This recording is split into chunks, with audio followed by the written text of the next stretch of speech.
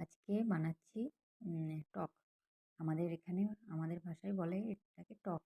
যেটা হবে এই যে গরম তেলে বড়ি দিয়ে বড়িটা একটু নেড়ে নিলাম। নেড়ে নিয়ে এর মধ্যে দেব পাঁচফোড়ন। পাঁচফোড়ন দিয়ে ফোড়নটা দেওয়া হয়ে গেল। এখানে টমেটো, আলু, বেগুন, কাঁচা আম সব কিছু দেবো। দিয়ে এটা অ্যা দিয়ে রান্না হবে। তো এটা নিয়ে একটু নাড়াচাড়া করব। নাড়াচাড়া করে এগুলোকে একটু জল দিয়ে ঢেকে দেবো। ঢেকে দিলে সেদ্ধ হয়ে গেলে এটা হয়ে যাবে। আবার অনেক সময় এখানে সর্ষে, পোস্ত একটু বাটা দিলেও হয়। কিন্তু আজকে আমি বাটাটা দেবো না। আজকে শুধুই হবে।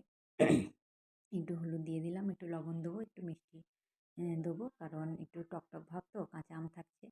তো একটু মিষ্টি না দিলে ভালো লাগে না। একটু মিষ্টি দিতে হয় আর একটু লবণটা একটু বেশি, বেশিই দিতে হয়। লবণ চড়া একটু হলে ভালো লাগে। তো আমাদের এখানে আমরা বলি টক। মানে একটু টক, টক লাগে সবজিটা।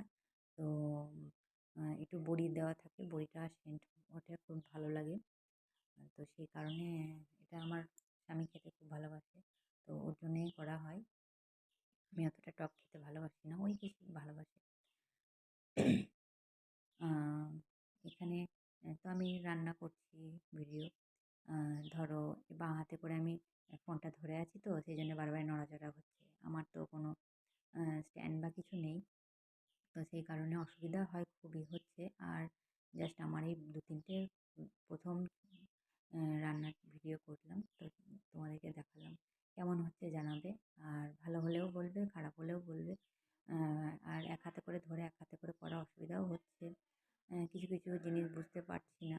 তুমিও তো ভুল ত্রুটি ক্ষমা করবে, মাফ করবে। আর ভুল কিছু হলে সেগুলোকে শিখিয়ে দেবে। আর যেগুলো ঠিক হবে সেগুলোকেও বলবে, কমেন্ট করবে।